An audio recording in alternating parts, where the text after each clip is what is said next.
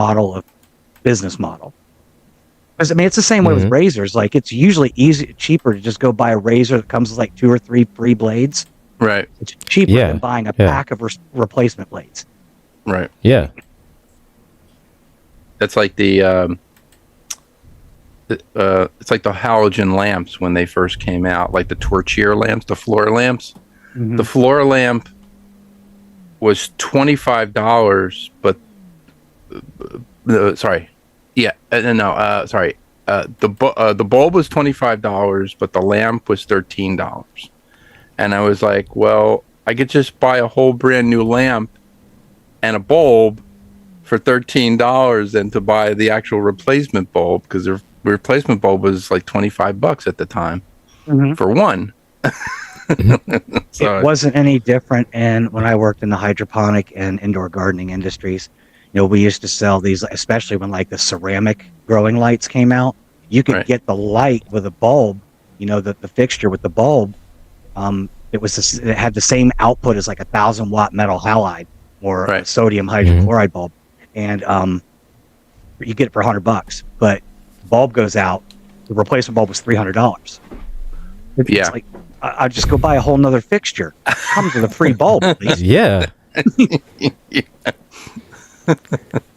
That's the craziest thing to me. Is it's just cheaper to get a whole new whatever than it is just to get the replacement. It's like the Sony projectors. When they had the Sony projectors, the bulb was $500, and the projector went down to like $300. And I was like, so I could just get a whole brand new projector for $300 with the bulb. Yeah. It'd be, what the hell? Hang on. Let me see what's going on with my dog. She's going crazy right now. All right, let's see what's going on with Mark here. Mark, are you on? Are you here? Are you? Oh, there you are. Okay. Howdy.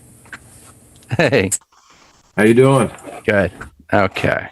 It's almost 2:00, so we are on Ghost Club Productions Radio. We are live on there.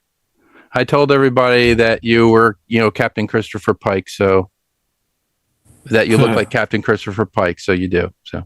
Well, I'll take that as a compliment. Gretchen and Gilbert do a show called The Rules of Nerdquisition, so they did it's 2:00. Okay. They do a show called The Rules of Nerdquisition, and they had a guest. They actually had Chris Hunter on. Oh yeah, and Chris was so he's a good friend of mine, actually. Yeah. He was fun to talk. He was fun to talk to. He was fun. Okay, so Gilbert should be coming back. He is doing something with his dog, and then we're gonna introduce the show. And I guess I can start. Okay, it is 2:00 Eastern Standard Time on the East Coast. This is Model Citizen. I'm your host, George Dayer. I am flanked by my wonderful co-hosts, Gretchen and Gilbert, and I forgot to do the thing for Gretchen. Wait, AKA Barbie Yaga, AKA Jane Wick, AKA Vader's mistress. Got it. Okay. You got most of them, yeah. I got most of them. Okay. Okay. Sorry about that. You're listening to Model Citizen on GCPR, Ghost Claw Productions Radio. And we are streaming also on our GCPR YouTube channel. We're also streaming on Twitch, I believe, and I don't know if we're streaming on TikTok, since it went away, it came back, it went away. I don't know. So that's the business end of the program is we also have a sponsor. Our sponsor is Tenna Controls, tennacontrols.com, bringing models to light. We have a special guest today, Mr. Mark Meyers, who is I didn't know I was a special guest. Yeah, you're a special guest. Special guest star. Like special, with it. Yeah. You're like Jonathan Harris, like from Lost in Space, special guest star for like 3 years. So, Mark is a model maker. I'm a premier model maker, and you're getting burned out on the Star Trek models, and I know this because I talked to Gilbert about when I did, the Enterprise D for like a local hobby shop. I did it 17 times. I lit it 17 times, and I was like, "That's it. I'm done." Yeah. And people are like, "Oh, can I have it?" No, I'm done. Move on to another model. Go to a tank. Go to a car. Yeah. I don't care. I'm not doing it again. So. All right. So the thing I want to ask you is, who is Mark Meyers and how did you get here? Well, I'm a friend of George Dyer's, and he invited me on. So I was going to say, no, well, I got here because he gave me the Zoom link. No. Okay. well, that too. All right, great interview. Yeah. Got right to the crux of it. So, I guess what George is fishing for is I'm a model maker and a prop maker, and I've been for a long time. And George and I had a friendship. He actually came to one of maybe 2 seminars. George, just one. The AAA Hobbies. That was before the pandemic. Okay, well, I thought that you were at the Jersey Fest seminar too. No. Eric Longstreet was at that one. Eric Longstreet was there. Yeah. Yeah, okay. I don't know if I was. I was at Jersey Fest. I never went to the. Oh, okay. I never went to the. Yeah. So George asked me to be part of this and talk about model making and Star Trek, and so that's what I'll do. Okay. All right. Yeah. I mean, anything. Yeah. I just want to know your background. Who are you and. Well, the reason so now I've been doing for actually quite a few years now, over a decade or so. I got hurt pretty bad on the job, to the point I was almost killed, and that got me into doing commissions and stuff, because I always built models. I've been building models since I was a kid, since I was, I don't know, 6 or 7. Actually, there's a story how I started building models, but it actually involved Star Trek and the Starship Enterprise, of all things. So when I was a kid and that kit came out back in whatever it was, but it was the second release or something, and I had gone to visit a cousin. And he was a model maker, and he built tanks and airplanes, and he loved sci-fi too, but he was primarily into tanks, and he would do these exquisite jobs on tanks. And he said he wanted to show my father and I something, so we went upstairs to his room, and on display he had a Lost in Space, the Cyclops throwing the boulder. Oh yeah. Remember that? Yeah. Okay. Met the He chariot. had that, Right. and he had the AMT Enterprise. And immediately I was smitten with it. So my parents, being who they were, they got the kit for me, and I was a little bit too young to put it together. So my father, God bless him, was not a model builder by any means. And he sat there at the kitchen table. I could still visualize this as he's putting. So if you guys remember, the original AMT issue had a little light bulb in the top and the bottom of the saucer. I had that kit. I found that kit. I found that kit like 3 months ago, and I bought it. I got it. Okay, so he's the little. Yeah. So we're talking about somebody who doesn't know how to build these things. So I was a little kid, and he's threading the bulbs through the top and the bottom of the saucer, and I think maybe there was lights in the I can't remember, but he spent hours doing this, putting it together. He got a phone call from work, so he gets up to get the phone call. So me, being the impatient little brat that I was, I pulled the wires and everything out of the thing, and he came back and went, "Oh no, what'd you?" So at that point, I was building models on my own. At that point, nobody was building models. So I've been building since I was a kid. And again, just to fast forward and not to bore everyone, I was involved in a pretty bad accident, and to try and help with the bills and put food on the table, I'm seeing these guys advertise they're doing these builds, and I'm like, I could do that. And so that's what happened. Yeah. I mean, there weren't a lot of resources back in the day in the 70s, because I remember getting the kit, and I remember it. I think it came with 2 grain of wheat bulbs, like 2 white grain of wheat bulbs. I believe the secondary hull was where you had a battery pack. It was like 2 C batteries or something like that. I think I remember that. Yeah. And you would take the front off with the navigation dome, like the navigation thing, and you would put the batteries in there, and it kind of like clicked in, and then you would turn it on. I was like, that's really cool. Yeah. But it was all like you had to get like model train lighting in order to light up certain models if you were going to do it back in the day. There were no LEDs. There was nothing like we have today. No. There were no specialized boards, like Tenna Controls makes for different scales, for different models. And, we were just like, piecing things together. And I would take toys apart, and I would take the guts out of a toy and put it into a model and say, hey, that blinks like this, that blinks like that. Like, yeah. Like when I did kit, I got the Pontiac, the Trans Am kit. It wasn't kit.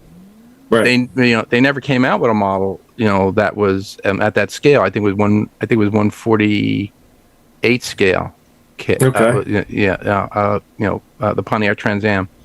I actually had to create the dashboard myself. I actually had to use, like epoxy sculpt, and do the whole dashboard and do the whole thing. I had to do it all by hand, and I made kit for myself. But I found a toy that had the lights that went back and forth, like the little red light, and I put it in the front, and I had to do that. Yeah. I had to rewire. So that's how I, basically found out how to rewire stuff and, put LEDs into models. So. Yeah, well, we're kind of spoiled today because we have a lot to choose from, and back in the early '80s through the '90s, so we have an eclectic assortment of kits that we can choose from. But if you remember back in the '70s and '80s, not so much. I mean, we had Star Trek kits, which I was happy with, and then of course Star Wars came on the scene, and that. We got kits from them, and then you got maybe a couple kits from Battlestar Galactica because of what Star Wars started. But there was a big hole there for like Irwin Allen stuff and classic sci-fi. And where I cut my teeth on was the Lunar Models kits that were out at the time. They were made at first. They were made terribly. I mean they weren't for the faint-hearted to assemble, and.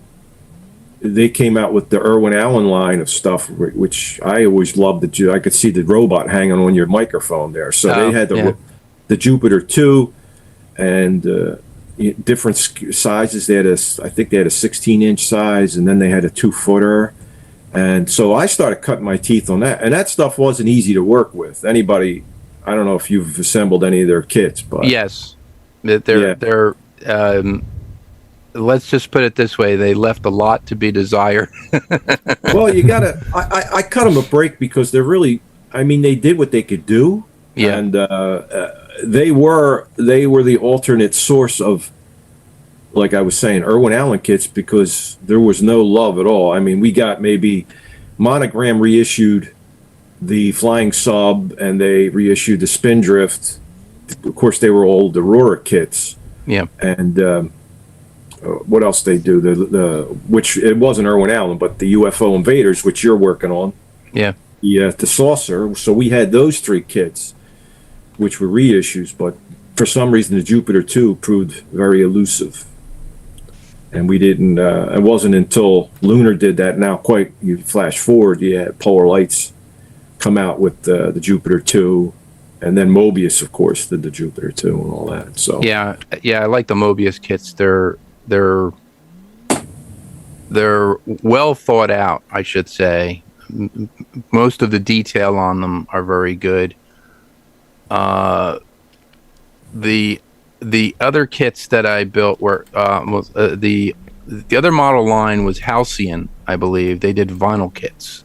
Yes, they did a lot of Alien kits and Terminator. Alien, there was Terminator, stuff like that. Yeah. Yeah, vinyl kits were a big thing in the late '80s. They came out with a lot of Batman, Horizon, and then of course, did they do the Star Trek Next Generation figures too? No, that was Geometric. Yeah, it was Geometric. Yeah. I built back in 1999. I built the Rocketeer kit. That was all vinyl. Yeah, I think that was a Halcyon kit. No, sorry, Screamin'. It was Screamin' so models. again, the vinyl kit, even though you weren't used to using with that dealing with that format, again, if you were able to overcome it, and because it's a lot of people are pigeonholed with styrene kits. They're like, oh, I can't build a resin kit, or I can't build a vinyl. Why not? It's the same. It's a different approach. The biggest challenge for the vinyl kits back when they first come out was the paint. Yeah. Because acrylic paints, I think, were just starting to come out, and they were pretty crappy. They weren't really that good. Yeah. So you had to use a specific type of paint. I can't remember what I used, whatever. But that was the biggest challenge. I think I used craft paints. Craft paints. Right. Yeah. Yeah. The vinyl for me was the primer. I actually use the Games Workshop paints, which were formulated. They had a primer that you could spray on. They had a spray-on primer from like a can. Sure. And it was made for vinyl. It was I'm not going to say it was not enamel. It was it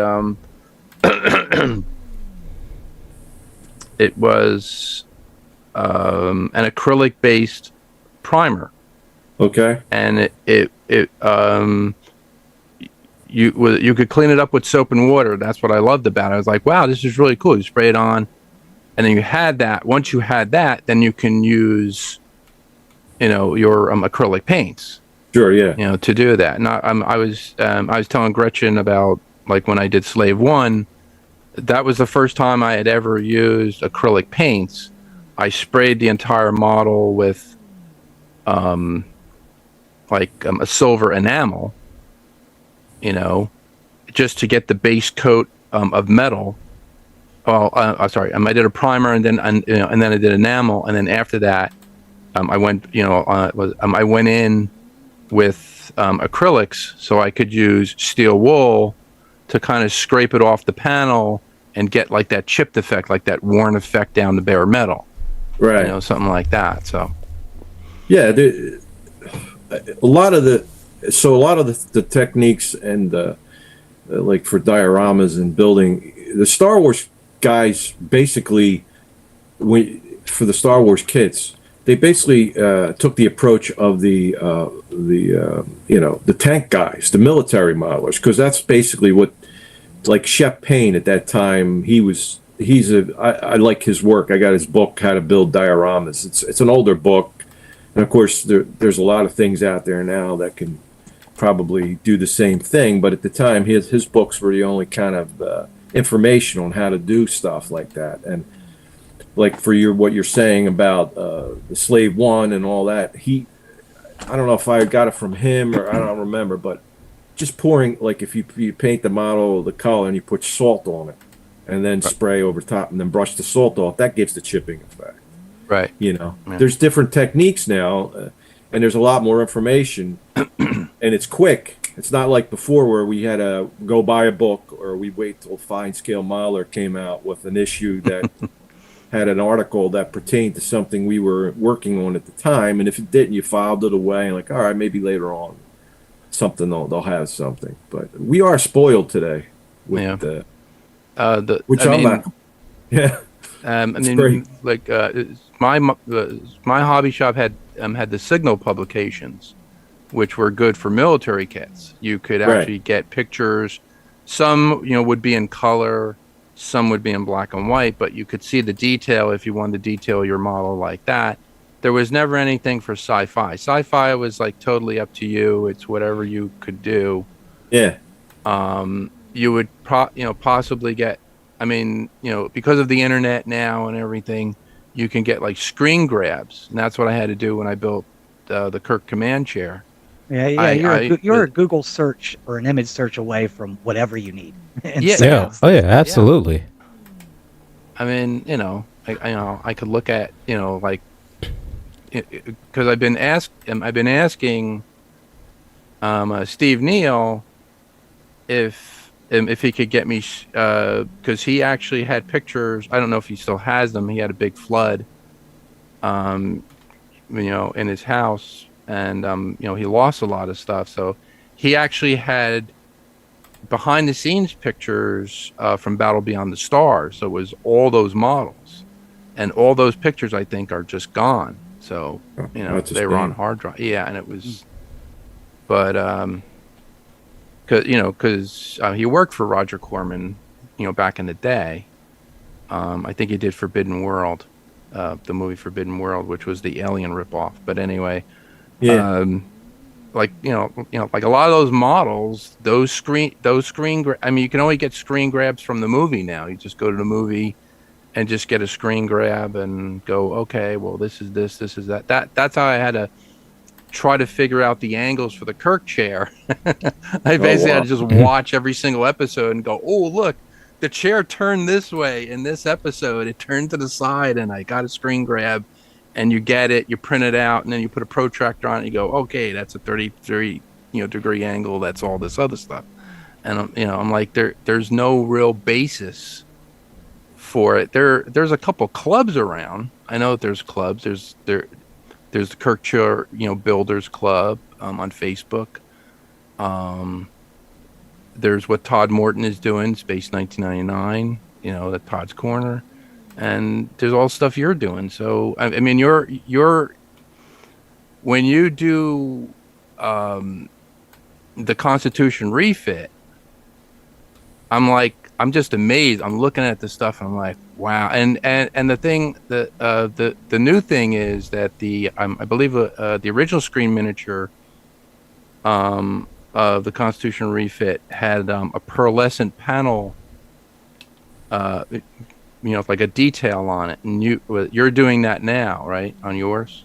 Well, yeah. So so this is gonna offend Trek fans out there, but the refit to me has always been. I mean, it's probably my the original ship from the TV series will be my favorite from all time. Yeah. The refit, I think, is overrated, and I say that because I think it gets more attention.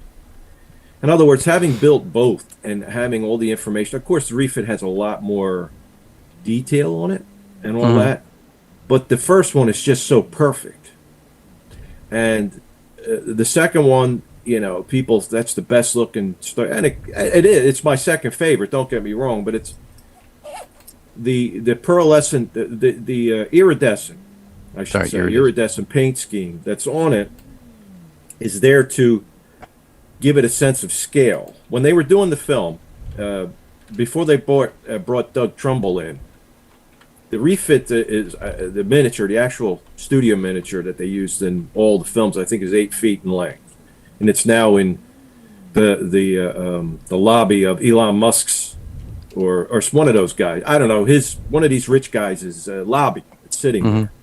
Okay, so it's 8 feet in length. Now this was before Doug Trumbull was brought on board. It was another company, and I'm not going to go down that rabbit hole. But once Doug Trumbull come on, he wanted the ship much bigger. He has said in interviews that if it was up to him and he got there prior to everything, the ship would be much bigger. Because you're talking about a man who worked on 2001: A Space Odyssey, and the Discovery was what, 25 feet long? Right. 30 I think. Yeah. And so in order to give it a sense of scale, they added all these little intricate Aztecing, they call it. Whereas there's wait, five. There's 4 color. So there's a white, and everything else goes on top of it. And there's the blue, a gold, a green, and a red. And the way this iridescent paint works is that if you turn a certain angle, it'll flip-flop. It'll change color. It's a really cool effect. Mm-hmm. And in the first film, I think the ship looked the best. Star Trek: The Motion Picture is my favorite of all the Trek films. I know that's sacrilegious too, because everybody says, "What, Wrath of Khan?" Which is, my second favorite. Those two. But on the big screen, the Enterprise herself, she looks the best in Star Trek: The Motion Picture, because Doug Trumbull photographed it in such a way that it was just a beautiful looking miniature. But I think what it goes to, and this is just my opinion, your mileage may vary, that lighting is low hanging fruit, right, for most modelers. The more lights, the better. They don't care if it's in scale. They don't care if it's correct. And then you got that side, well, you build for yourself and whatever makes you happy. Yeah, no, okay, I'm all for that. That's good. My way, making me happy is get it as close, and this is just me I'm talking about, right? Is to get it as close to the filming miniature as possible. That's how I have my fun. That's what makes it interesting and a challenge to me, because we're talking about so for the refit, we're talking about, it's 3 feet, it's almost 3 feet, the model. Mm-hmm. It's not an 8-foot miniature, so you have to take into scale lighting. Mm-hmm. So you can't have the main deflector dish look like it's a flashlight. But it seems like wherever you go, I mean, to each his own, but let's call it what it is. I mean, wherever it seems the brighter the lights, if you could see it from the space station, that's great. I'm not into that. I want to make it as authentic. And that's the restrictions I put on myself, not on anyone else. Right. Strictly for me. Yeah. And luckily, Now, I have a group of individuals who kind of agree with that are the people I build for. Right. So is the one that's on the table behind you in your video the same one I'm looking at in pictures on your Facebook page? this one here? Yeah. Okay, that was a gift. Well, was it? No, wait. So I consulted with Tomy. They make die cast. Okay. So they did a 3-foot Enterprise. They called me. They said, "Listen, we're doing this 3-foot Enterprise. We'd like you to be involved." I'm like, "Okay, that's fine." So I gave them photographs of my model, videos of it, how I did the lighting, and they were kind enough to give me. Actually, I got a couple of them. One of them went to my friend in Ticonderoga, James Cawley, who runs the Star Trek set tour. I gave one to him. Cool. So that's mine there. That's beautiful. Nice. Yeah, I saw you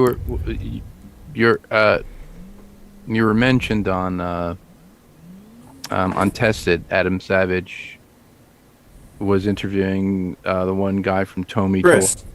Chris Husan. Yeah, Chris. Yeah. Chris. Yeah. Well, I consulted on their first release, which is that ship you see behind me, and then I was actually at the set tour for a Shatner event, and Chris had tried to contact me again, and I was so busy I didn't get back to him, and then he contacted me when I came back, and a couple times while I was at the tour. So when I came back, I was involved in an automobile accident. I got rear-ended. That's another story. So it took. I saw that. Yeah. So the real whole, my car was totaled. There's all kinds of. But anyhow, Chris was sending me messages, and then I felt as though I need to get back to this man. So he said, "Can I call you?" Long and short of it is, they wanted me to be involved in the refit. So Chris was willing to fly to my house. He wanted to take photographs of my model to use as the basis for the Tomy diecast. And I was like, well, wait a minute. It doesn't make more sense. I'll send you as many photographs as you like of every angle that you wish. He said, would you do that? I'm like, sure. Why not? So that's what I did. And now, yeah, he was nice enough to, he's a stand-up guy, and he is, I don't want to, he mentioned me to Adam Savage several times, and that was kind of cool. Turns out Adam Savage knows my work, which I I was like, what? He goes, yeah. Nice. See, Adam Savage, I think, I'm just saying this, he doesn't peruse these hobby boards as Adam Savage.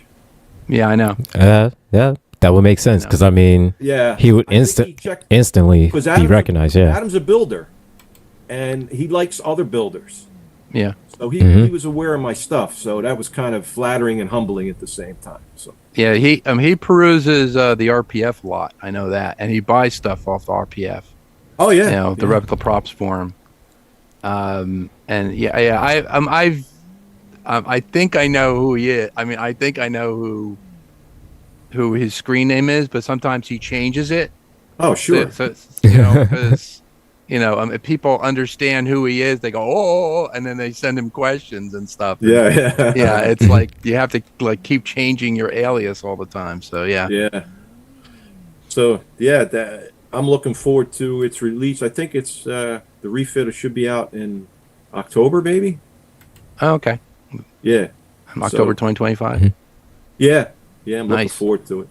Yeah, I watched the video and I was like, oh well, because the refit basically has scaled lighting. That's I look because I was telling Gretchen and Gilbert about the one model that I saw, and it was I forget what model it was. I think it was Constitution refit. I had seen it at Wonderfest. I didn't go to Wonderfest, but I saw pictures of it. And then Eric Longstreet told me, goes, "Isn't it great? Oh, it's really great." I'm like, yeah, those people must, like those people inside that saucer section, they must be walking around with welder's goggles on because that lens flare must be really, really bright. No enemy would ever think of trying to beam onto the bridge because it's so damn bright in that ship. I mean, Yeah. so as soon as they materialize, they're instantly blinded. Just it'd be like, they'd have to be like Breen or something like that. I don't know, but yeah, scale lighting is an art unto itself, and you don't want to just throw people. Well, what does that mean? It means that okay, if you're looking at this model, whatever subject it is, a spaceship or a Titanic model, or does the light, if you're looking at a perceived distance, does it look real? And that's the whole basis of. To me, if it's too bright, it's just off-putting. It doesn't. It looks like a toy. yeah. Now, again, that's my take on it, because I don't. Some guys like it so bright. Like I said, you need welder's goggles to walk the corridors of the Enterprise, and it's like, no, that's not the way it should be. Even if you watch the original series of the 11-foot miniature that they used. It's all scale lighting. When they do those close-ups on the saucer and those classic shots that they had, that lighting's not screaming out at you. Yeah. It's a very soft, subtle effect. Yeah. And even the nacelles, the power domes that spin on the original series ship, they're not super bright and popping all over the place. And then if you see, so then you get the argument. Or the conversation. Well, that was filmed in front of a blue screen with a lot of big studio lights. Well, that's not the case. If you go to the Roddenberry, Michael and Denise Okuda put out the Roddenberry, what's it called? I forget what it'll come to me. But they have behind-the-scenes footage of the 11-footer on the pedestal. Those things aren't as bright as some individuals may think they are.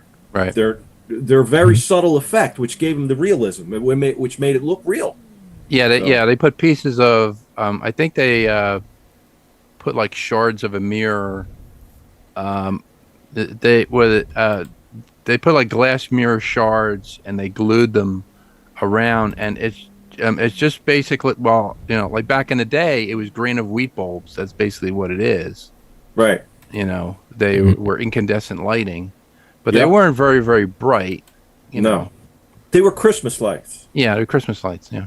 And they had them positioned in such a way where they would flash and blink at different times. Yeah. And like you said, they had broken mirrors in there to reflect it, because incandescent lights has a directional light, LED lights do not. They glow all around.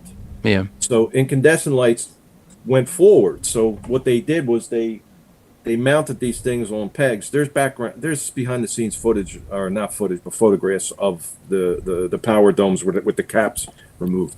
But they were just Christmas lights, and they only ran them for a few seconds because they got so hot. They would burn out. And I learned that very early on, because when I was trying to recreate the effect, it's like, well, in this scene, that red light in one scene is green in another. Well, the light bulb blew, and they take the cap off, put a green on. They didn't care.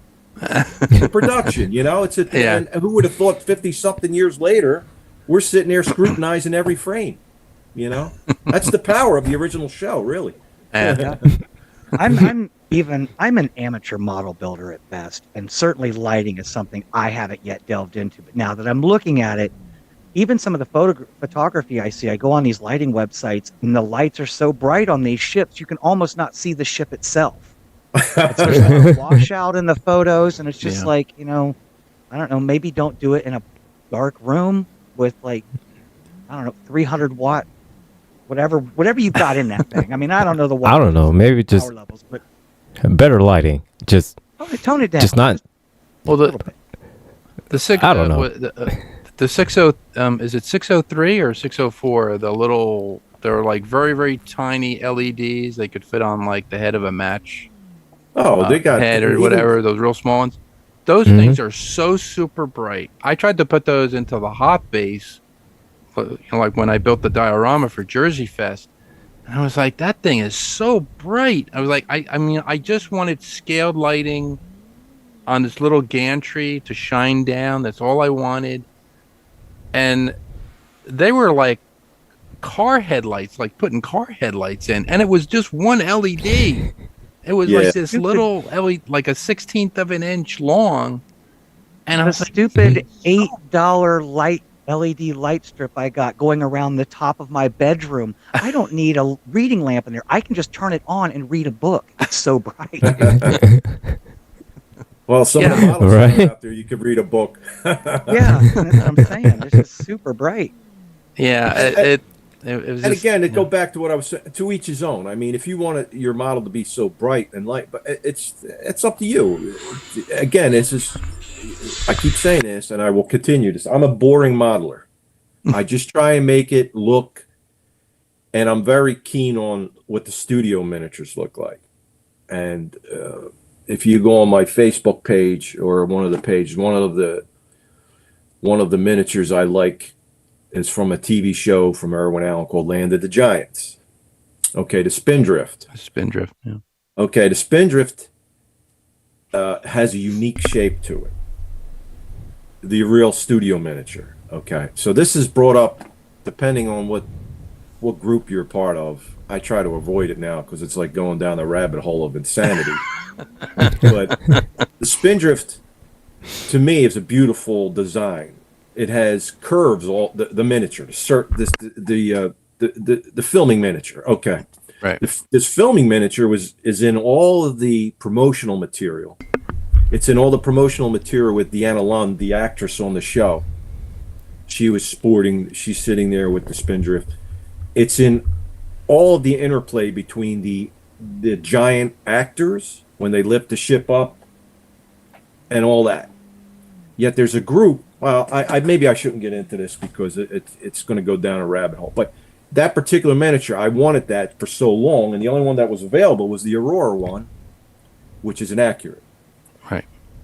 The way my mind is wired now, I see the inaccuracies all over it. Oh, it's a nice kit. You take the top off. It's got a little interior, little figures, and yeah, it's got a nice kit. And then Lunar came out with one, but it was based off of the full size standing set that the actors that the crew were, they come out of the door and all that. So I was fortunate enough I'm friends with a gentleman by the name of Mark DeRay. He's probably, and this term gets thrown around too much. He is an expert on all Land of the Giants. He knew the cast. He loves this ship. Anyway, he was able to get a 3D scan of the 3-foot, 4-foot filming miniature.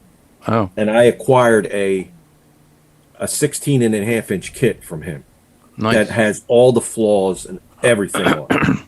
So to a nerd like me who loves the original miniature, I love, to me. So Mobius is coming out with the kit. Oh. They originally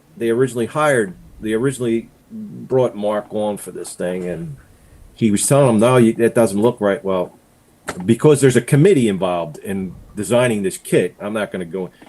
We're not going to get unfortunately, after all this time, we're getting a big spindrift, but it is inaccurate.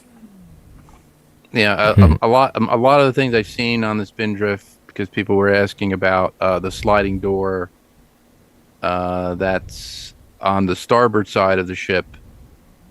They were like, well, how's that door go back, and how's it slide in, and how come it's too close to one of the intakes? And I'm like, okay, you could do that if you want. And and the one guy's just going on and on. It's inaccurate. Like when because I was doing the Invaders UFO, and I got onto one of Randy Cooper's Zooms, and I believe Randy Newbert said, he goes, well, he goes, are you going to mass produce that? And, you don't have artistic license, and you don't have this. And I was like, no, I'm not going to mass produce it. I'm going to make one for one person. I'm going to make one for another person. And that's it. I'm not selling it. I'm not mass producing it. I'm just going to make it for myself because I love the Invaders. That's what I grew up with. I grew up with the Invaders. I have the Atlantis miniature. It's 7 inches in diameter. The damn thing is white. A lot of people don't understand that. The actual saucer was white. And they were like, no, it's blue. And some guys go, it's silver. And it's not. They used a blue screen with a white saucer. The reflection of the blue got to the white. And then that's how you see it in the, series as blue. Like a glowing, it's glowing blue. No, it's not. No. That's the same. It's the same issues we have with the Enterprise. Yeah. The Enterprise, the original series Enterprise is much. The color scheme of the original series Enterprise is, if you want to go, it's more difficult than you think it is. Yeah. There's a lot of shading, and there's a lot of subtle weathering on it. And, I'm going to make it like it looked on the screen. Okay, well, what screen did you have? How big was your TV? Was it black and white? Was it an RCA? Was it a Zenith? What color did you? It's flippant. It's like, look, you make it any way you want. It's your model. Paint it pink with, purple power domes or whatever you want to do. It's fine. As long as it's making you happy. But if you want to go ahead, if you want to take a different and say, okay, well, this is what it really looked like. And you do the research on it, for me, that's fun. But I think it's not the guys who actually build and they'll build it to whatever color. That's fine. Build it whatever you want to do. It's fine building any. To me, I enjoy building it, like I said earlier, closest to the original studio miniature as I possibly can. But then there's a group that they just don't want to admit in the middle there. They're the ones who cause the trouble. I don't know if you know what I mean. Yeah, they don't want to admit that. Well, you know what? I just want to build it for me. Whoa, that's great. No, it doesn't look that color on my TV screen. It's my rules, my build. Okay, you do what you want to do. Nobody's. That's the wrong color. Yeah. I don't know what I had. I had that argument with a gentleman on Facebook when I showed him the prototype that I was building for the Invaders, and he goes, well, that cylindrical section is supposed to be bigger, and it makes the I was like, and he goes, and you probably took the dimensions off of the Atlantis saucer, which is the wrong dimensions. And I was like, no, I took it off the actual studio scale miniature. Yeah, I took I got it from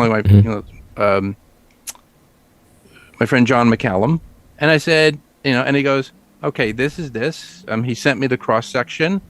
I took it with calipers. I measured back and forth and everything. And I was like, okay, I took it off the actual studio scale miniature. I was like, okay, that's what I did. Well, the skirt is too big and you should do this. And I was like, look, to each his own. Yeah. You do you, I'll do me. Yeah. And everybody That's will be all happy. right. I'm not, I mean, I just don't have artistic license for some of the things that I do. Well, actually, most of the things I do, but I'm not mass producing them. I'm not, Yeah. So It, but yeah, I was just so what type of electronics do you use? Do you well, use? believe it or Well, not, I get, in your models, like your lighting and stuff like that, are you using 9 volt, 12 volt, 24 volt? depends. It depends on what I want to do. Okay. Okay, so for the enterprise kits, there's because they're so big and they're pretty stationary. They're going 12 volt for like the Galileo 7, the model that Mobius Yeah, the came out 1/32 scale. even the Jupiter 2 that's in my videos, the big Jupiter 2, 9 volt batteries. Because, and this is just me because I like to use them and make little films with them. I don't know if you've seen any of my work. Yes. Oh, sorry. Mark Meyers' YouTube channel is called The Third Models. Can you explain what the third models means to you Well, or well, to the audience? so so a good friend of mine he passed away a while ago. He asked me that very question. He goes, "What's this like? There's some kind of what's the third models?" I said, "It's not what you think it is." He goes, "Well, what is it?" I said, "Well, I am Mark Myers the third, and my son Oh, is Mark the third. So my wife basically would say the third when she called me. So it was kind of derogatory, frustrated expression from it's my a wife. designation like 7 of 9. Okay, Yeah, there you go. exactly. So that's where it came from. So she could differentiate me from my son. Okay. So I said, I'll just call it the third models then. Now we know. See, Yeah. we have a behind the scenes tidbit. That's great. Not Thank that you. nobody cares, but that's No, I care. I care. I'm not like going, why is he calling it the third models? There has to be something there. Like, I have to ask him that question. Well, and So when you're a kid like I was, and there was somebody else in the family with the same name, and it was Big G and Little G. Of course, I was Little G, which I hate being called that when I was growing up. no, it would have been funny if you just said, "Oh, I just randomly just Googled one day and just started typing in stuff," and it was just it just popped up on Google as a most searched 3. Yeah. It's not as interesting as that. It's actually pretty boring. He's like, it was just a random Google search. That's what happened. Random Google search models. It kind of has a ring to it. Yeah. So But most of your kits are you're associated with Mega Hobby or sorry. So AAA Hobbies in Magnolia, New Jersey. Shout out to AAA Hobbies in Magnolia, New Jersey. yeah, Has an online store. Their online store is Mega Hobby. correct.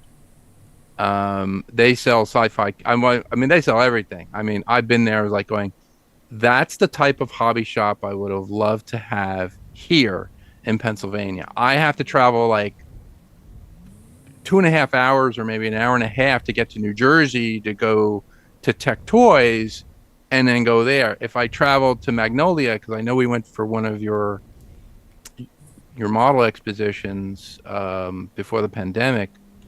I think Eric Longstreet and I went. It was it was like 2 hours and 15 minutes to get to the hobby shop. And I was like, 8 minutes. it takes me 8 minutes to get there. It was a long, yeah. I was like, Yeah, I'm fortunate that I have a brick and mortar hobby shop. I know they're few and far between now, but I'm fortunate that I have one. Like I said, 8 minutes away, and I get all my supplies, my paint, my kits, and stuff from them. And if they don't have it, I'll go on Amazon or something to that effect to get the kit. But I pretty much get everything from those guys, everything. yeah. And I have for years. Yeah, that's the way to do it. Like my hobby shop used to be the Eveready Hobby Shop in Bloomfield, New Jersey. I lived in East Orange, so it was like 15 minutes away from me. But you know, and that's where the owner said, "Hey, would you like to build the the Enterprise D for somebody?" Sure, I'll build that kit. That was my first kit like my first commission I ever built for somebody, and I mean, I wasn't charging that much, at the time. Yeah. Finding like little grain of wheat bulbs from like train sets and stuff like that, and throwing it into the model, and then I built it 17 times, and then after the 17th time, I was just burned out, like you are burned out on Oh. on the Star Trek. On the Star Trek, I was like going, just give me anything, dude. Give me like a Viper, give me Battlestar Galactica, give me a Cylon Raider. Cylon Raider is the easiest kit because I had showed Gretchen and Gilbert the Cylon Raider I built, the Mobius one, the 1/32 scale. It's a very large kit. I mean, it's big nice kit. The monogram one was pretty big, but that 130, it's huge. I'm like, it looks like a Captain America shield. That thing is huge. That thing is so big, but it has provisions to put engine lights in. Yeah, and I remember putting the engine lights in it, and I found these LED backup car bulbs. They were 12 volt. I figured, I'll put the LED in. I put those in, and I brought that thing to Jersey Fest, and I had the ion cannon on one side, on the other table that I built that was scratch built, and the Cylon. You can't see it in the picture that I have, but when I turned on those engine lights, it was like a spotlight on the ion cannon. It was like, that's how bright it was. Yeah. And I was like, I got to tone those things down. I pulled those lights out and I just put in like ordinary, like ordinary blue LEDs, in the engines. But there's not really that much to the Cylon Raider, but yeah. No, tonight that Mobius kit is. So this is the thing that was frustrating for me being, as we've been talking, you'll probably pick up on it. So the Mobius Cylon Raider is pretty much dead on. Well, maybe that's a bit excessive, but it's very close to the studio miniature Cylon Raider. But their Viper is a combination. Again, this is me. It irks me. It's just do one or the other. Try not. Well, we want to appeal to all the fans. Listen, 90% of these guys. No, I should back. 80% aren't going to know the difference. But if you're going to take the time, you got a Mobius or you got a Colonial Viper filling miniature, just use that. Stop. You're not as good. Here's where this is what gets me. Some of these people that are involved in the construction of these kits think they're better than the original artists who created these things for motion pictures and stuff. I would never think that way. Oh, let's make the Jupiter 2, but I'm going to do it because it's better. No, it isn't. Who are you to say it's better? Really, that kind of attitude really, I don't know. It bothers me. Which is funny because I'm looking at some of your pictures on Facebook and some of these models you did. They look like screen grabs out of movies. Oh, thank you. Yeah. It's just like that. You did that. Like that's from the motion picture, right? I mean, there's a video I just finished. It's from Lost in Space. It's the launch and crash of the Jupiter 2. I don't know if it's on my. Did you guys see that yet? I've seen it. Yeah. That uses. So I had a lot of fun doing that, and I filmed it the same way. That I didn't do anything like I didn't pull a genie out of a bottle and do it. I did it the same way they did it, and I did the research. Lydecker method. Yeah. The Lydecker brothers. Yeah. So there's two different models in that. There's a big Mobius 18-inch diameter Jupiter 2 that I converted into a Hero version. Now, what is that? So my version is just like the original 4-foot filming miniature. It has no interior except the faux interior with the scrim background and 4 figures in it. It lights up. The motor underneath is 6 bulbs, 60 degrees apart, that spin, just like on the original. Right. Now, they changed that in the third season. They actually had a whole bunch of bulbs that a thing would hit and make it. But originally, it was just 6 lights that would spin. That's what gave it that effect. Mm-hmm. So I made that. So and in some sequences in that video, you'll see the big Jupiter 2. Then you're going to see a 9.6-inch Gemini 12. Right. The Gemini 12 is different from the Jupiter 2. That's the original ship. Now, I acquired that because I was involved in the restoration of the actual filming miniature of the Gemini 12. Now, Yes, how was yeah. I really didn't do any. Basically, I did some detective work. I found out where it was. I wanted to do it, going back and forth with the owner, and I discovered, and he sent me pictures of its current state. He lives right outside of Disney land in California. I'm here on the East Coast in New Jersey, and I could just envision that thing coming to my house and then be shattered in a million pieces. I was like, I'm not. So I reached out to a guy who was my friend at the time, and I got him involved in it, and he restored it to the way it was. So yeah, the original filming miniature, after Lost in Space, it was used as one of the buildings for City Beneath the Sea, which was a failed Irwin Allen. It was a pilot that they filmed. It was for a series that they were going to do. It had the flying sub in it and everything, but apparently the Jupiter 2, there were panels cut out of it to make it look like a building in this underwater city. And the restoration video is very, very good. It had warped over the years. I think it was made out of fiberglass, and very thin. Fiberglass had warped, and it was very thin and very light, which is that sequence that was used for all 3 years through the series, where you see it coming down from the sky through the mountain. It was on the Lydecker rig. Now, what's the Lydecker rig? All it is was these two brothers. The Lydecker brothers did these films where they would have a piano wire going through on either side of a miniature or whatever. And it would have like a pulley system, right, or gravity itself, and then the miniature would just come down. And that filmed right, it looks real. It really does. Same thing with the flying sub. When they filmed that, it was spun around on it was a Lydecker method again. And it was real light, and they would spin it, and it looked. Some of that footage of the flying sub in the sky looks really good. Yeah. Some of it looks just hokey, but it's the same thing with the sea view from Voyage to the Bottom of the Sea. In the first season, it looked on the TV series, it looked the best. But whenever it was on the surface, the 17-foot model, it was a beautiful shot. It did look real. But then as soon as they put it in the water, it looked like a toy in a fish tank or something, with the big gill man, a monster man, lobster man, this man, that man, Batman, whatever.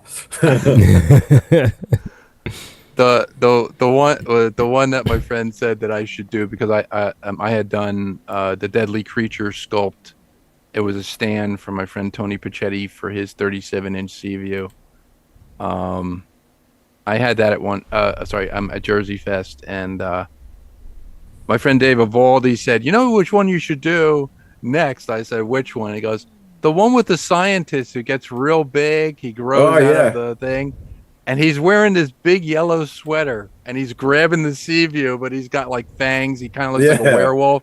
He said, "You should do that one next." I was like, "That would be a challenge." I was like, "How did the fuzzy sweater grow?" Yeah, how did the guy grows. And I said to myself, okay, well, the guy grew, but then all of a sudden his pants grew, his belt grew, his yellow fuzzy sweater grew. And I'm like, okay, kind of hokey. But. They did a lot of that silly. Voyage in its first season was very good. It was very straightforward and serious. And it was more spy. It was more spy, because it got into the James Bond type thing, like espionage and stuff like that. Yeah, which was good. I mean, there were some monsters in it, but not really a lot. No, when they went to the second season, it was still good, but then they started throwing, and according to whoever you read or you look, it says that the ratings would go up whenever they had a silly monster on there. So I don't know how true that is, because to go back to Lost in Space, the story was that the reason that Lost in Space initially started very serious too, and then it got stupid. It became Dr. Smith's Comedy Hour. But they all, Jonathan Harris himself it's his show. Well, no, Jonathan, it wasn't your show. I think he was a great guy and all that, but it turns out that there's a current book that's out by Mark Cushman. Okay. Came out several years ago, and he finally, basically, it was so Lost in Space was shown on CBS, and I'm going to show you the difference there. Land of the Giants was ABC, Voyage was ABC, and Time Tunnel was ABC. Right. They stuck to the serious format. As stupid as their premises got, Land of the Giants is probably dead heart attack serious. And that's got the silliest premise with giants and all that kind of stuff, but they stuck to it. Mm-hmm. CBS was like, well, little Susie and little Timmy, you're hiding behind a couch because there's a giant cyclops. You guys got to lighten that up. So Irwin Allen did, he did. He lightened it up, but he lightened it up a little bit too much. There were still some standout. I think whenever they gave Guy Williams an opportunity to act and be the lead, the show took on another level. But whenever Harris was on there and then he's insulting the robot 24/7, okay, yeah, that was funny maybe a couple episodes, but all the time, come on. The episode that stands out to me is the Android Machine. Right. And we get to see Guy Williams do his fencing because he was originally Zorro. That's exactly right. Yep. And he was doing his fencing thing, and I'm like, oh, but if you look in the cave, the moles that are on the ground are actually the moles for the Lost in Space robot. Those are the moles that they use to do the arms for the robot, and some of the moles for the legs are in that scene. When Will comes out of the Android Machine, he gets caught into it and everything, and he looks like Dr. Smith. Yeah. That tunnel that you see, that was actually from Fantastic Voyage, which was another 20th Century Fox property. That's the set, that they used for the miniature when they had to get air from the lungs. Yes. That tunnel that he comes down is actually from Fantastic Voyage, and I think the Derelict also has the Derelict episode has set decorations from Fantastic Voyage. Yeah, from Fantastic Voyage. A lot of Fantastic Voyage stuff. Yeah. In Lost in Space. Fantastic Voyage has stuff from Lost in Space too. I mean, it has the all the Fox productions, including Batman. Well, was that a Fox? No, that wasn't Fox. Who did Batman? I don't know. Oh, maybe it was Fox. They used the Burroughs computers. Everybody used the same computers. They used the same background computers that were seen in the time tunnel. So these props went around from auction to production house to production house. And what's probably the most famous one is that thing we've got the two laser tubes with the lights going through them. You see it in like every major science fiction production ever. The one from the Last Starfighter. It's in the Last Starfighter. It's in the Last Starfighter. It's an Airplane 2. Yeah. Yes. Yeah. Ryan Shatner. Yeah. That's Sir, these lights are going like this, and these lights are going like that. I'm like, what should you do? Well, make those lights go like this, and make those. They're all blinking out of sequence. We'll put the blink in sequence. You guys got to visit the Star Trek set tour in New York. I don't know if you guys have been there, but I've never been. I would love to be. I'd love to. Definitely would love to. The first time I was there, I could not believe it. I mean, you're like walking into an episode, and it's kind of totally immersive. So they have the sound, like when you walk into the hallway, you hear the ship humming. If you walk into the transporter room, you hear the sound of the transporter room. You walk into engineering, it feels like you're on engineering. When you're on the bridge, all the sound is there. So even you don't even notice it at first, but then you're like, this feels so real. And then you're like, wow, they even have the sound going. Yeah. So it's definitely if you're a classic Trek guy like me, I've been there over 20 times now. Like I pointed that out. That was a brilliant thing they did on Strange New Worlds when they go to Talos 4 in that series, and the atmospheric sounds are playing in the background from that's from the original series. It's like, wow, they went all out with that. Like, that's pretty cool. Yeah, that's cool. I had seen James Cawley did a video where if you go to the intercom and you push the button for the intercom, the administrator of K7 space station. It's an interactive thing. So he'll say, he'll say, Kirk, there's a swarm of Klingons on this station.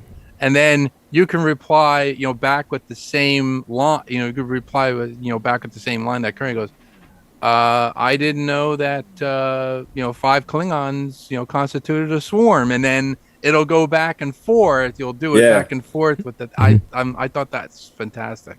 He's adding stuff down there constantly. The Galileo is down there now. I don't think it's not out for public viewing, but he has it. The actual, So that's I think that's gonna be on display this summer. Oh, cool. Yeah, I saw that at the Intrepid. Was that the one that was at the Intrepid? that's the real one. Yep. Nice. He's gonna have it on display, but I've been there, like I said, over 20 times now, and four to six times with William Shatner, and it's so surreal to you for a second. You're like, I'm standing here, and there's William Shatner sitting in the captain's chair in front of me. That's kind of cool. Yeah. That would be very cool. Yeah. That is awesome. Yeah. If you still have those the plans for the Kirk chair, if you could send those to me, that would be great. Yeah, I have them somewhere. I'm gonna have to dig them out, but they're like, I think they're the closest you're gonna get to the actual. They're like the real measurements and stuff like that. Okay. I have to figure out where I put. I got them on a computer. Reader? You just plug in the flash drive. Yeah, flash drive. Yeah, and I don't know where I put it. Okay. So I got to find it.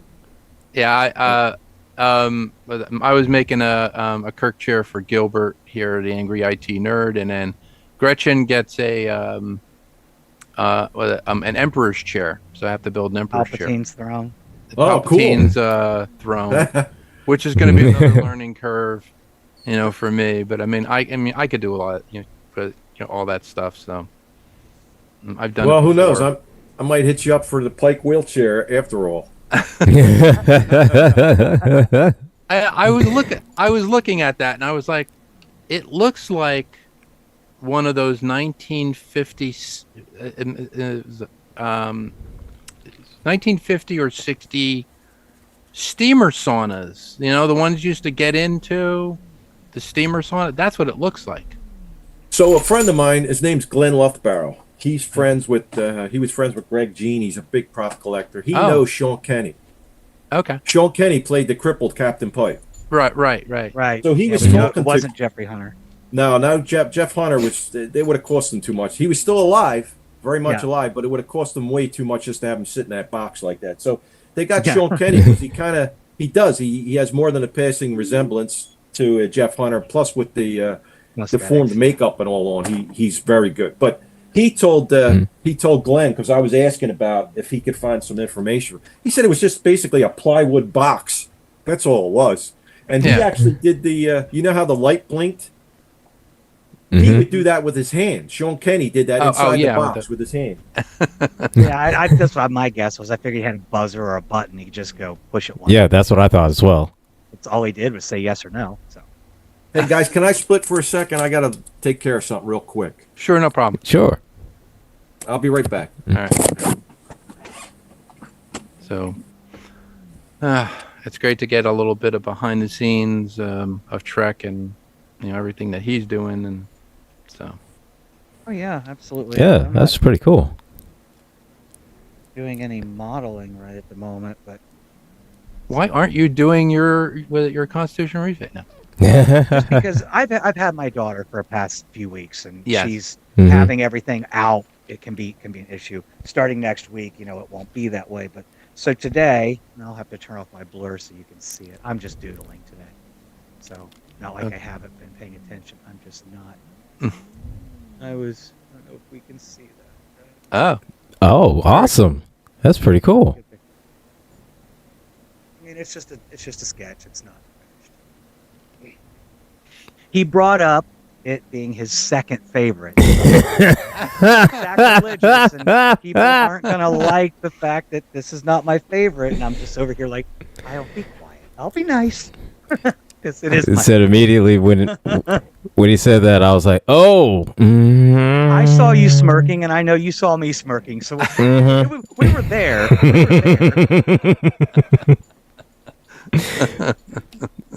But no, I mean, either way, looking at some of his models on his website, on his Facebook page, and even some of the videos, even though I can't watch the sound while I'm online here, just some of these productions he's done. I mean, that's stuff I wanted to do as a kid. I'm like, I can't do this with a VHS recorder and a plastic AMT model with no lighting. You're just not going to do it. I mean, it's not going to. I was looking through it, and hands down, my absolute favorite, because quite honestly, is my absolute favorite like superhero, the Green Hornet, the Black Beauty here, the Green Hornet. Oh my God, I love this. I love it.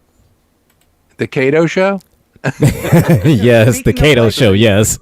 Off the wall black cars. One I've always wanted to do a model of, and it's really an obscure movie, but Car from the movie. Yes. The car. Yes. I don't even know if it was a real car. I think they fabricated most of it. The George Barris one. Yeah, the one. Yeah, it didn't. Awesome. It didn't have any handles on it. No, that thing is awesome. It is. It's cool. I think you could get a diecast. There was one several years ago. I think it's 1/18th scaled, but you could get a diecast version of that. Who'd you say made the model, George? George Barris made the actual car, the Sun car. George Barris. I think he also did the Batmobile, didn't he? No, yes. I'm sorry. Yeah. That was Barris Batmobile. The original from '66. Yeah, the '66 Batmobile. Not the one they built out of a Ford Galaxy for 1989. Oh, there it is. No. Oh, freaking awesome. I had seen the '89 Batmobile close up. Les Dunham. His classic car shop was in Boonton, New Jersey, and he had one there.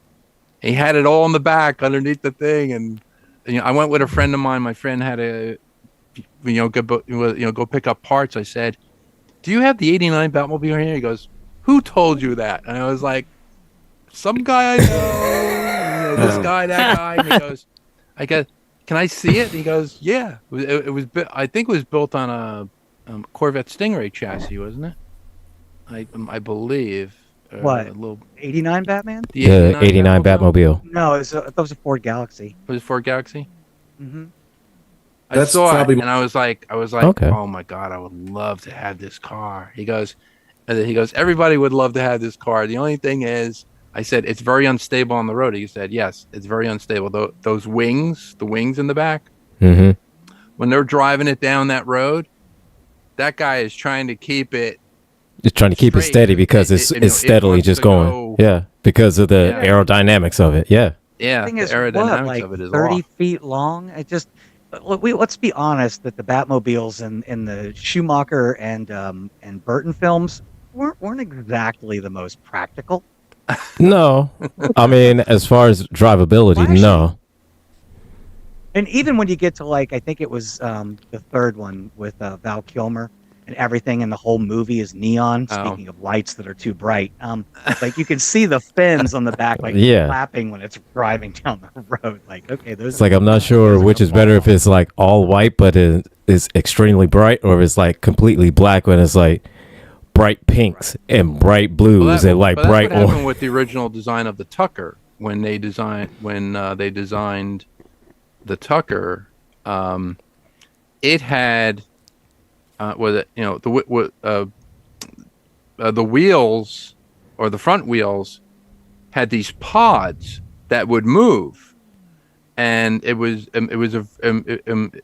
like a very dangerous design. When you turn the wheel, you were actually cutting into the wind, and you were gonna spin that car around. So what they did was they kept the wheels, static there, because they're supposed to have these movable pods for the wheels.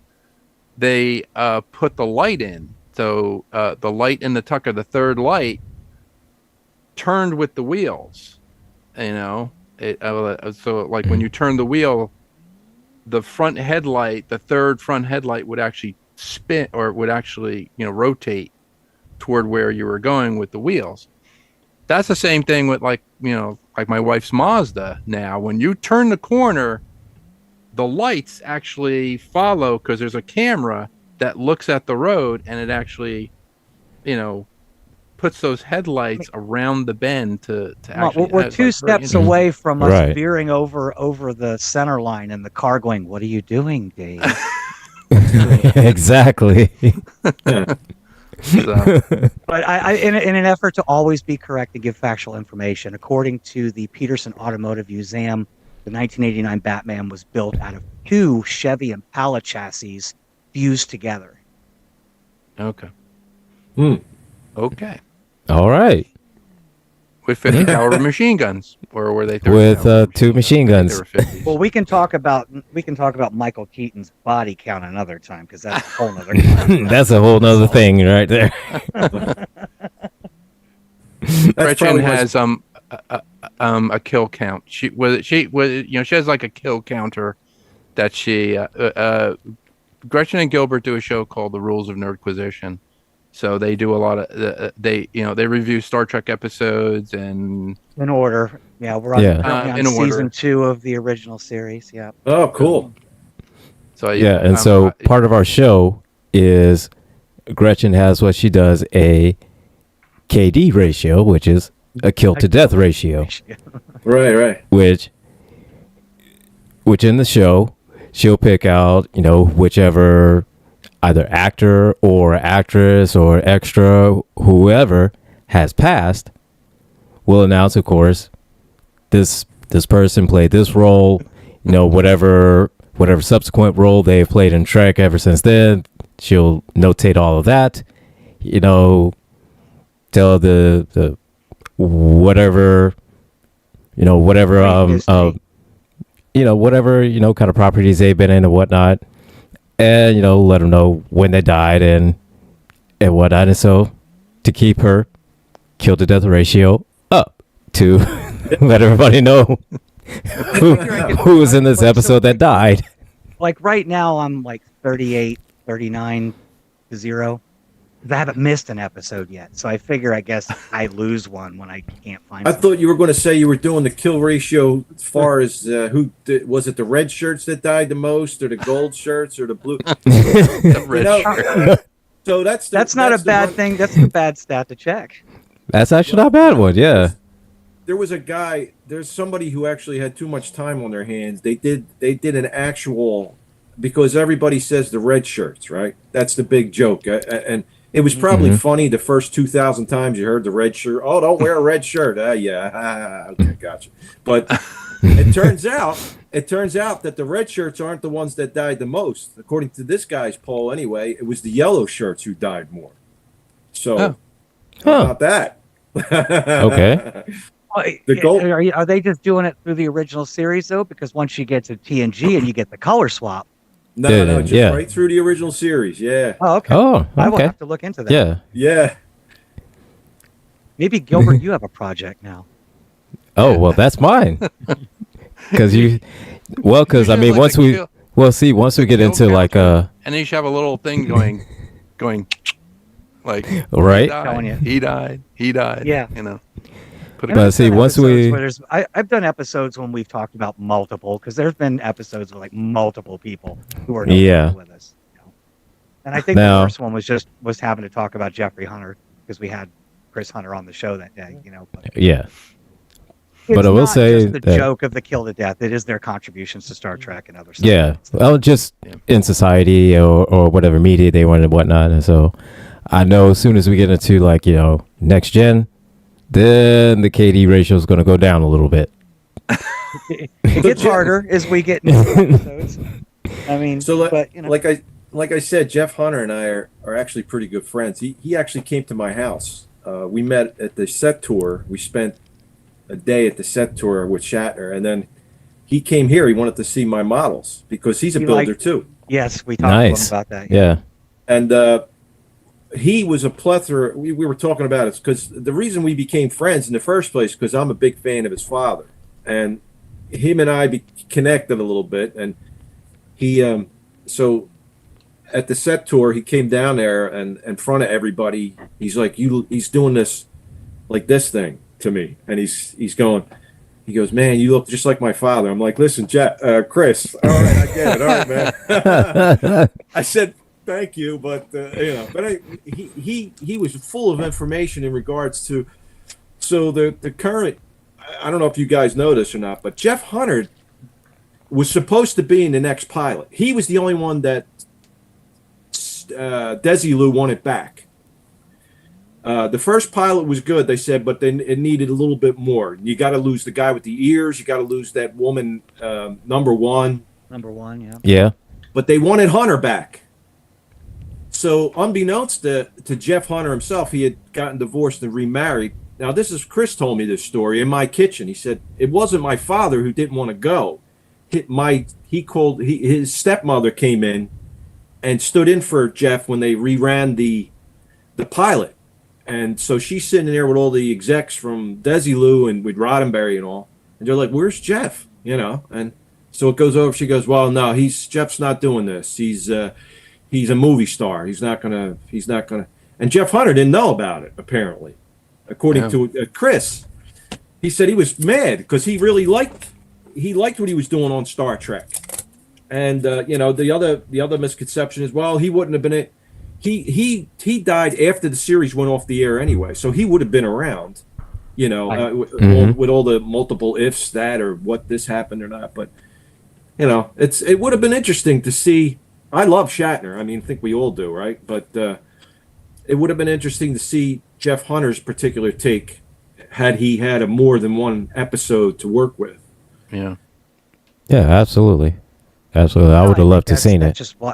I think that's just why I'm so fascinated with Strange New Worlds too. I mean, I know Anson Mount is not Jeffrey Hunter, but I mean, we're getting something of that, a taste of it at least. And even Chris Hunter said that he's like, that's his favorite series right now. I mean, of course, but he's a Pike fan. Why wouldn't you be a Pike fan? My dad was of course, absolutely. I'm a daggone Pike fan.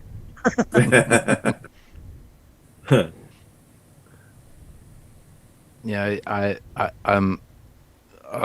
Last week, Rules of Nerdquisition did Cat's Paw, and they had me on as a guest, and I remember watching it because I watched, the original series first run, and I remember it was on a Wednesday night at, I believe, 8:00. It was 8:00 Wednesday night on NBC. And I remember watching it Wednesday. Then it started moving all over. It was going to Thursday. It went to Friday. It went to Sunday. It went to Saturday. They started moving it around because it was like the turbulent time. Well, I guess of the '60s, Vietnam War, stuff like that. Because I used to watch Vietnam War on TV. And I was like. And my only outlet for all this violence was Star Trek. It was that, my dad. My dad was a police officer. He was in the riots.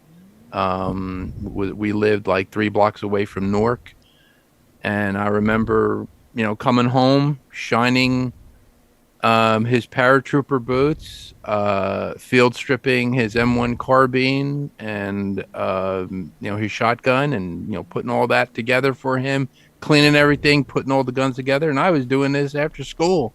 And then at night he would get his riot shield and go to Newark and go back up other police officers and stuff like that. Oh gosh. And I was like, wow. it was like a turbulent time in my childhood, but Star Trek was there. It was, it was like my safe space to go to, and building models and stuff. I think we started with the Aurora. I remember Aurora had a lot of the monster model kits, like the Universal,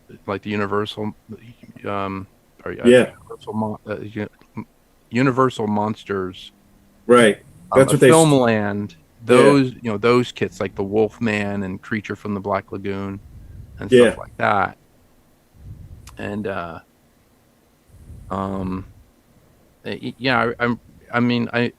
think they were the only model company making those types of kits at the time. You know, They were. like the like They the were. Flying Sub, the Seaview, not the 37-inch Seaview. 37-inch came out way. I think that came out in the 90s, I think, but I remember the 8-inch one we had. You know, the Aurora the kit and other stuff. Seaview didn't come out Mhm. until Mobius did it. That was 39 inches in length.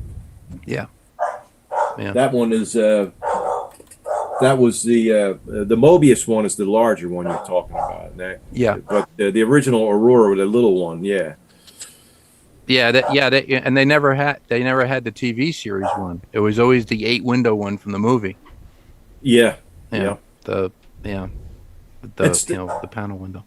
Which is kind of cool because it's still the same. So the 8-window version Seaview is the same. Is the 4-foot as the 4-window Seaview? They just changed the nose on the damn thing. Yeah. Basically, which is kind of cool. But yeah, like I said, we're spoiled today with the kits that we can get. Unfortunately, not to throw a damper on it, I think I don't think the kids, like when I was a kid, everybody was building models one way or the other. But now you could just walk into Walmart or Target and pretty like Star Wars is everywhere. I mean, it's like Star Wars overload almost. You could pretty much get some type of version of the Millennium Falcon, whether it be a Lego or a little model, or it's already built. You don't have to do anything to it. Yeah. My first Millennium Falcon was built out of some plastic cups and a pizza box. Yeah. When I'm like when I probably couldn't do the Enterprise justice, so I do have an Enterprise kit. I have the original one, you know, with the grain of wheat bulbs that I did find at a hobby shop here in Pennsylvania. Sure. They were going to throw it away, and you know, I was like, "I'll buy it from you. How much do you want for it?" He goes, you know, give me $20. So I got the thing for $20. So I had that original kit, right? And I'm like, so it's an AMT. It's before AMT Ertl, so it's an AMT kit. Sure. And it's that original box art. And I was like, I remember this from my childhood. He goes, yeah, nobody wants this thing. Nobody's interested in Star Trek anymore. I was like, I guess most of these guys have died. Because, you know. Yeah. But you know that this is you know what's really based on sales and whatnot. The Space 1999 stuff is actually doing well. The Eagles, the 22-inch Eagles. I built a number of them. I still have one that I kept for myself. They are very nice kits. Whether you like, I was a fan of the show. I mean, I like the show anyway. I mean, that's another rabbit hole to go down if you want to talk about Space 1999. I love it. I thought it was a great show, and I could take it for what it was. And of course, the first season was much different from the second season and all that. But the designs and the model work in the show were fantastic. Which, you know, I mean, they brought just going back to the lineage of the Falcon again. The Millennium Falcon basically started out looking more like a Space 1999 Eagle. Right. Until, you know, that's the blockade runner, the Princess's blockade runner, right? Yeah, the Tantive 4, it was, you know, actually Princess Leia's ship. It actually had the front of the Millennium Falcon on it, and That's right. And it looked more like an eagle, and I was like, oh. And then they changed it. They changed the nose of it. I remember. Yeah, they I think, well, the story goes, and you know, there's a ton of different stories, but I think it was one of Lucas's, one of the guys who worked said, Luke, you can't use that. He's like, why? There's a TV show on. That thing's good. That's going to be compared to the eagle on the TV show. He was like, I said, and he told them, just make something, make it a saucer. And of course I love the Millennium Falcon. I think it's one of my favorite spaceships. So. Yeah, I remember getting the original original MPC kit. It had grain of wheat bulbs for the engines. Now it's like, you could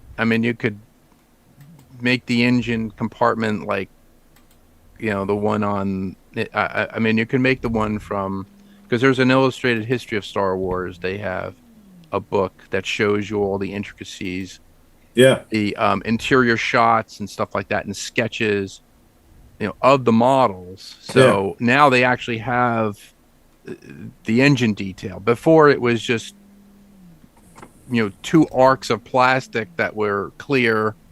You could get some Scotch Brite and you can kind of, make it a little bit softer and stuff like that and put 2 little grain of wheat bulbs in there. Now it's like you could put LED strip in because, we're spoiled now. Yeah. You could do all that stuff. Yep. There are other, what do you think of like accurizing kits like Green Strawberry and maybe Paragraphics or something like that? Like they're like photo etch. They're photo etch kits. Yeah, I use in my builds. I've used Green Strawberry. I think they're really good, and I used Paragraphics, of course. Paul Paragraphs has got some good stuff to really put the model over the edge. He has like for the refits. I didn't use all of his the whole kit, the whole all of the photo etch, but I did use he has all the wall beams and dividers for the shuttle bay for the refit. Right. That's a big. So on mine, my personal one, I could take off the back and you can look inside and see the whole shuttle bay is all detailed and all, which most modelers do anyway. But his stuff makes it pop a little bit more. And I'm trying to remember where else I used it on a bunch of Jupiter 2 builds I did, and I used it on his stuff on flying subs that I built, and yeah, I like it. I mean, if you want to go the extra distance, again, we're spoiled because we have so many options. We could pick, like Green Strawberry, for example. You brought that up for Lost in Space. They have these figures that are the Robinsons and the freezing tube. Now I got them. I acquired. I don't have the model anymore. Somebody else has it. I sold it to somebody. But I had the Robinsons asleep in the frozen. And if you see the video that I produced, that's from an old kit that I had. Right. Green Strawberry does. They actually look like the actors, and they have Jonathan Harris as Dr. Smith. 2 versions. One he's in that. Those coveralls, and one he's in just the shirt and a tie. Right. From the pilot episodes. Right. It looks like Jonathan Harris. So wow. they really do a great job there on for that kind of stuff. But yeah, if it enhances a model, I'm all for it. If I can't get it like from Paragraphics or someone, I'll just scratch build it myself. Yeah. The green strawberry kit I did see, they actually had beaming personnel like from DS9 or whatever. Yeah, they have personnel that are, I guess, in beaming transformation or in transition, so they're like clear figures. Well, they're not clear figures. They're kind of frosted figures. So if you put them in the transporter room, you can actually put lights underneath them, and it looks like they're beaming in or beaming out. So that's something I really like. That kind of like to enhance them all. I mean, I really like doing I do all the asteroid stuff when you're gonna have like some something like like an asteroid like an asteroid space station. I love doing that. That's what I like doing. Sure. And so, but that's my that's my thing, to actually create an asteroid space station or a way station for like a starship or something, like a hangar or something like that. Well, I'm looking into this is how crazy I am. I'm looking to do a dry dock for my refit. Oh. And I've already reached out to a couple guys that they do a 3D printing and the one gentleman does the file, and then I have another friend who does that I know could do the printing for me. It's just a matter of logistics for me. It's like, so this thing is going to be over 5 feet in length. Right. for this model to fit in. Now, I haven't. Have you been? I have never been to Wonderfest. I've never been to Wonderfest either. So I've seen that dry dock that they had. The one guy did the 1 year. yeah, It really looks nice and everything. I do have detail that you could use. I have these old fluorescent light, I guess, covers, yeah, and they have the lighted construction panels, the hexagonal panel sure. that is in the dry dock. I have that detail. So if you need that, just tell me, and we'll meet up one day, and I'll give you the panel, and you can just cut out as many as you need. But I have that panel because those panels are basically it's a hexagonal panel, and it's I think it's it has like little triangles in it, but they're all in like a certain sequence. They're all made up of like little triangles, like little very cool, like little like little raised triangles. I have those because I was going to throw them out, and Eric goes, no, hold on to that. I was like, why? He goes, somebody might need it someday. And I'm like, okay, you're going to be doing the dry dock. There you go. Yeah, good for Eric. That's half your battle right there. You just got to cut them out. So yeah, okay. I may take you up on that. Yeah. Yeah. I had looked at because I was going to do a hangar deck, and kind of do those panels where you would put the lights, the actual enclosure around that panel, hexagonal panel. They had these petri dishes. I don't know if you've ever seen them on on Amazon. I used to work for a pharmaceutical company, so they had these hexagonal raised. They're like kind of like beveled, but they're petri dishes, and they're hexagonal panels. And I said, if you could put that panel on top of that, put a light in there, like put, I guess, plastic over it, like, and then make it black or whatever, so there's no light leaks. There you go. Right. You have your, illumination construction panel. Right. Okay. Like your construction lights. So there you go. So, okay. I may take you up on that. I gotta, yeah. So, I know our show is going over, but this is a special episode, so. Oh really? If everybody's, I'm honored. we usually keep it to about an hour. You guys aren't but, falling asleep yet? But actually, no. It's pretty interesting, but as usual, I'm being paged, and autism will not be ignored any further. So. Okay. I'm going to go be a parent, but right now, I'm going to leave you with this tidbit of knowledge before I go. And it was very nice meeting you, Mark. That was awesome. Same here. Please. But the device we were talking about, the dual laser generator, also known as the dual axis generator, is, according to Guinness, the most used sci-fi prop, and fans have dubbed it the most important device in the universe. So, I will leave you all again. Nice meeting you, and nice meeting you too. Thank you very much, Gretchen. I'll see you tomorrow for iMud. I know you're looking forward to it. And you know it. Harry Mudd, my absolute favorite character in all of Star Trek. Harry Mudd. Right. All right.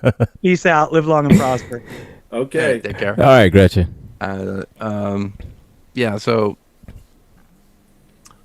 All right, so there was Tomy. We talked about Tomy. We talked about, are there any other things that you're, well, the Tomy you're doing?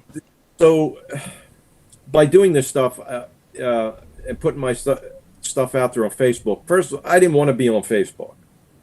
A friend of mine who this ties into something too. His name is, he's an illustrator. His name's Jeff Summers. Okay. He told me, he said, you need to get on there for your stuff, because I was just posting on like Hobby Talk, Starship Modeler, Cult TV Man Place, whatever it was. He's like, you need to get your stuff out there. I'm like, I don't want to get on Facebook. He goes, just do it. And according to Jeff, I got on there, and all of a sudden I start getting this recognition from people. And then one of the cool things was that my Jupiter 2, if you guys go to the hobby shop to this day, you flip over the box. That's my Jupiter 2 on the box and has my name on it. It has it right there, Nice. by Mark Meyers, which was kind of cool. And then Doug Drexler, you guys know who Doug Drexler is, right? Yeah, Doug. Doug reached out to me because I friended him, and because he's like Trek royalty, and we started talking. And he reached out to me and said, Mark, I want to use your Enterprise in my calendar, the Ships of the Line calendar. I was like, wow, really? So I did some research, and here it's a calendar with all this beautiful artwork and stuff. So there's a couple other guys that do actual physical models, but he said he wanted another physical model. So I got together with Jeff. I tried them on my own. I just didn't have the hardware or whatever to do. I have a lot of stuff now. As you can see, my work is up on, on videos and stuff. But back then I did. So Jeff and I collaborated, and here it's in a calendar. And then he came back to me and he says, what else you got? So we did the refit the following year. And then Jeff took it another. He did something on his own. I think he did the Borg Cube, or was it the Borg Cube or Enterprise E or something? I forget what he did. He had the toy and he just took a photograph of it. But it led to different things. And then I did a series of articles for. Do you guys remember a magazine called Sci-Fi and Fantasy Miler magazine? Yes. Mm-hmm. It was made in England and sold here in the United States for like $20 a pop, $30. I did a bunch of articles for those guys. And I got into. I hear my dog. I'm sorry. No, that's okay. Okay. She's getting hungry. So, Fine Scale Mahler put my work in my Millennium Falcon, an Enterprise, and I think R2D2 and C3PO. So this stuff has kind of opened up doors for me, and I've got to meet people and be friends with people. Chris Hunter, Yeah. because of my model work, him and I became friends. James Cawley. Initially, I think James liked my work, and then we're friends now, and so there's a lot of positive about it. Yeah, and it's all networking. It's like, if you go to Wonderfest, because that's what Eric Longstreet said. He said, go to Wonderfest, you network with these people. It's all about the networking. It's all about meeting people. Seeing what they need, if you can help them, and I try to help people as much as I can. So I don't expect people to pay me $25,000 or anything like that for a model. Like, if it helps you out, it helps you out. It's not I just try to be like that. I'm not gonna say no if you want to give me $25,000. But of course not. Right? Of course not. All right. but But yeah. So fun thing. So I had to reset the show. I didn't reset the show, but we're almost out of time anyway. I just wanted to thank you so much for coming on. And no, I'm humbled that you even asked me to. Who's going to want to hear me? It's fun. It's like talking about this stuff and Trek.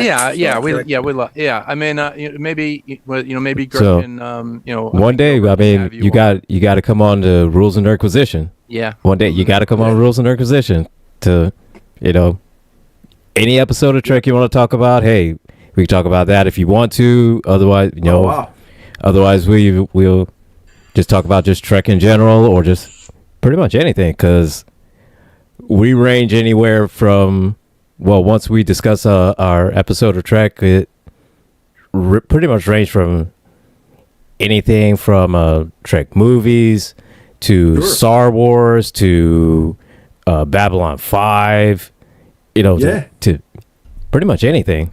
Battlestar Galactica. Battlestar Galactica. Yeah, I love that. Yeah. So I created Model Citizen so that we could talk about models and movies and special effects and all this other stuff, special makeup effects. 'Cause I definitely want to interview my friend David Ayers. He did most of the makeup for Close Encounters of the Third Kind and all Sure. this other stuff. And I'm like, like You like, you I make don't this get to talk to available? these people. What? Do you make this available on YouTube too? Is this like a video that's people can just like look at now? That's Yeah. on there. Or? Yeah. Oh, yeah, it's on- It goes on. It goes on Twitch, YouTube. Of course, naturally, the radio on the radio itself. Yeah, we have a radio station. Twitch, and a radio YouTube. station. Cool. We used to do on TikTok, but till TikTok starts acting funny. Yeah. If you guys gonna have to send me the link on YouTube so I could. I'll post it on my page so people can come know you guys are out there. Maybe you can get some more people to come on and talk about their work and Star Trek and all science fiction and all kinds of stuff. Yeah, absolutely, absolutely. I'll send you the link. It's a GCPR YouTube channel. It goes Claw Productions Radio. So we have a YouTube channel. We actually use a platform called Streamlabs, so we can stream to all of these different places at the same time. Oh wow! And then when we're done with the show, it's just there. Oh, cool! So then you can watch it. I can watch it within, I think like 5 or 10 minutes, of us getting off the air. So. Oh wow, that's exciting! Very cool. Well, listen, thank you very much for inviting me. I'm very much humbled, and I hope that I didn't put you guys to sleep. No, you come back. I mean, if you want to come back, you can. It's just a bunch of us just talking, Trek. Yeah, that's great. Great models stuff. and stuff like that and things. So we got to get more like-minded individuals involved so people can see what's going on out there. I mean, just to throw the set tour out there again, there's still a lot of people don't realize it's out there. Yeah, I know. And and you guys got to come and see it. And if you're a Trek guy, you're gonna love it. And that's just one of many things. I mean, even models and whatever. I'll come and see it when I bring the Pike chair. So nice. We're gonna have to do the makeup too, though. I'll have to. I actually consulted David Ayers about the makeup. Oh, really? So I have to have him on and ask him. Again, but I think he's working with the Bermans now, so he's working with John. Is Jim Berman? I forget John Berman. Anyway, he's working with the Berman makeup, in Van Nuys, California. So. Oh, okay, cool. So so we'll do the makeup on you. There you go. All right, yeah, be fun. All right, gentlemen. Thank you. Thank you very much for coming on. Thank you, Mark. I appreciate it. Thank you. Nice meeting you, sir. You too. Great meeting you too. Bye. All right, bye-bye. And that has been Model Citizen. We ran a little bit over time. Had Mark Meyers on. It was fun to have him on and just talk about Trek and models and stuff like that. So great show. It's a great show. Yeah, great show. Thank you very much. Gretchen had to leave. James couldn't be on today, and hopefully our next guest should be Ralph Tenaglia. That's tentative. We're going to find out, and we will see. So thank you very much for being on, and thank you for joining us. And I'm very sorry that the show went over time, but man, Model Citizen. Don't be sorry, man. This show was great. It really was. Because here's the thing. Like, honestly, you see all the stuff and the ships and props and everything, and you know that it's props, that everything like that, but just knowing the story that goes behind it as to how, this person saw that, and then say, hey, can you make this for me? All right, cool. And it's just it'd be this price, and they go, my friend can do it for $300. And I'm like, okay, have your friend do it for $300. I hang up on the person. I used to do that. Right. I used to just hang up on the person, and they'd call me back. Why'd you hang up on me? Well, Bill, you said there's no point in with it, you said your friend could do it for $300. Have him do it for $300. That's it. Well, he's kind of busy. He has a girlfriend. He just got married. He doesn't have any more arms. He lost them in like a chainsaw accident. I'm like, okay, so do you want me to do the model or do you want me not to do the model? I don't know. All right. I did have a suggestion. When you do your Borg cube, you can fit it over your microphone. Because it is green. Yeah. Green from the microphone to have over to shine through the cube. Yeah. Yeah, it could. I could. Be oh like yeah. That. You just gave me a great idea, man, and I'm going to do that. So. But yeah, on Model Citizen, the Borg cube. No. The Borg cube coming soon. Oh yeah. It will go green though. But yes, it will. So we go ahead and we have to end the show. We have to ending the show. Thank you everybody for listening to GCPR Ghost Law Productions Radio. I'm your host George Dayer, and my co-host is the Angry IT Nerd. I don't know why he's angry, but current circumstances with our political system, yes, I guess he would be angry, and I would be angry, and I'm going to be angry too soon. So. Hopefully we can do the show from the same political re-education camp that eventually we're going to be in. With Jeff Kennedy. I don't know. So we'll all be one big happy GCPR family. We'll have our own camp. We'll have our own GCPR camp. After Thomas's TikTok today, I was like, well, thank you, Thomas, for putting that target on our back. Thank you so much for that. But hey, it is what it is. So I guess we just have to survive the next 4 years. So we'll do it. So we'll do it.